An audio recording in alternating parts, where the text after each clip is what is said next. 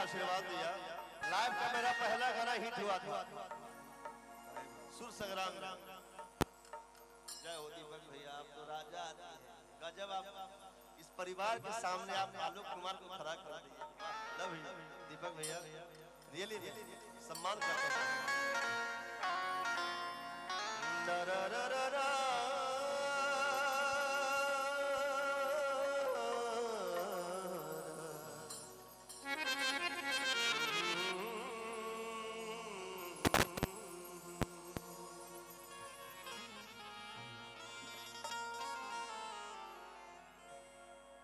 ओढ़नी के रंग पियर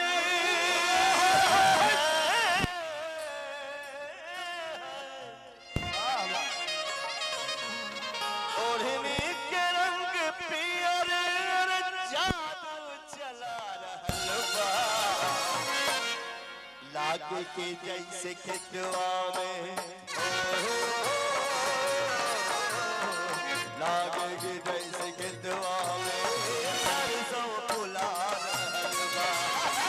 लागे के जैसे खेतवा में सरसों फुला रहल बा। ओढ़नी के रंग पियर ओढ़नी के रंग पियर ओढ़नी के रंग पियर जादू चला रहल बा। लागे के जैसे खेतवा में लागे के जैसे खेतवा में सरसों फुला रहल बा। लागे के जैसे खेतवा में सरसों फुला रहल। और भोजपुर में प्रोग्राम होके आरा में प्रोग्राम होके ऊ गाना ना गाई हम ऐसा हो न सकेला। गनवाई बा ताकि भोजपुर के पूरे बिहार के ये कहीं खाना बा लिट्टी चोखा कि लिट्टी बाटी के बाटी में जुटल गाँव समाज। लिट्टी बाटी के बाटी में जुटल गाँव समाज। पिज्जा बर्गर के बाप हवे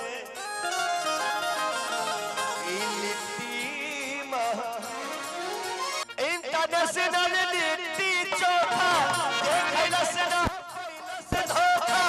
इंटरनेशनल लिट्टी चोखा खैला से ना खैला से धोखा। यूपी चाहे बिहार में यूपी चाहे बिहार में काट ठंडा आई गई हो कह गई संसार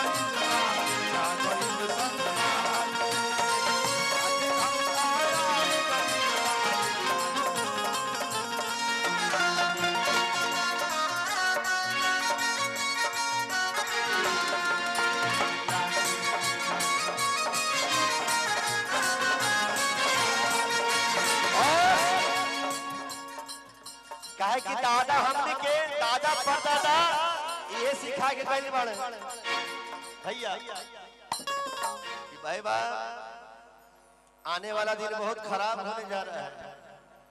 पिज्जा होई बर्गर होई का चाउमीन होएगी का मैगी होई ई सब मत खई हो। खैया तो है लिट्टी चोखा खई हो तबे ताकत होई। भोजपुरी परिवार में लिट्टी चोखा में गजब के ताकत बा जो हमने के पूर्वज देके गइल बाड़ा। इहे खाई दादा परदादा दादा परदादा कि माटी के साथ बढ़ौले हो। हमारे दादा परदादा जो माटी के शान भोजपुरिया का जो शान है वो लिट्टी चोखा खा करके ऊपर आएगा। सूरीनाम मॉरिशस ले झंडा की भोजपुरिया लहराए इहे खाई दादा पर दादा माटी के शान बढ़ाए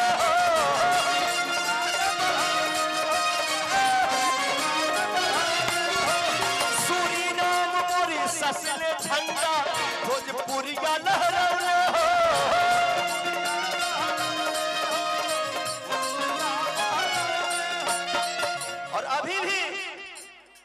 ये वीर कुंवर सिंह की धरती है।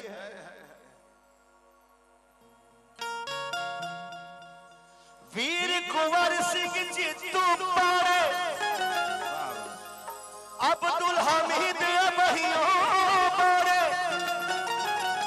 वीर कुंवर सिंह जीतू पारे अब्दुल हमीद अबहियों पारे हो ललनवा दे दो बाबू हो सुगनवा दे दो माई हो ललनवा दे दो बाबू हो सुगनवा दे दो जसवा के करनवा अपने बहिनी हो बिरनवा दे दो माई हो ललनवा दे दो बाबू हो सुगनवा दे दो माई हो ललनवा दे दो जसवा के करनवा अपने बहिनी हो बिरनवा दे दो माई हो ललनवा दे दो। मैं ये गाना गाया था माँ के लिए, बड़ा हिट हुआ था वो गाना।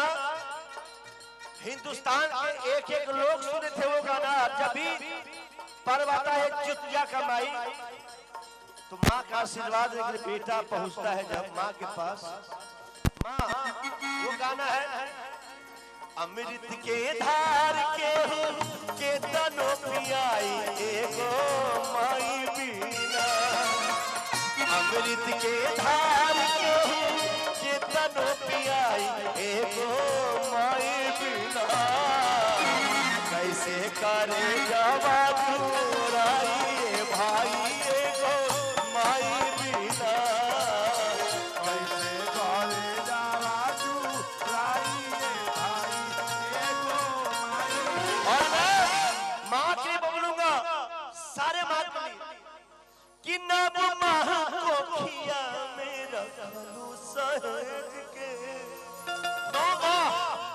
9 महीना बेटा को पेट में पालती है कि दिहालू जन्मवा माई कि सारा सुख तेज के कि 9 माह कोखिया में रखलू सहेज के दिहालू जन्मवा माई सारा सुख तेज के कैसे गिनाई तोहर कितना उपकार बा कि रोवा रोवा माई हो तोहार कर्जदार बा। और माँ तो माँ होली अचिरा ओढ़ा के हो दूधवा पिया एगो माई बीना अचिरा ओढ़ा के हो अचिरा ओढ़ा के हो अरे दूधवा पिया एगो माई बीना कैसे करे जावा चुराई भाई एगो माई बीना कैसे करे जावा चुराई भाई एगो माई बीना अमृत के धार के तन पिया अमृत के धार के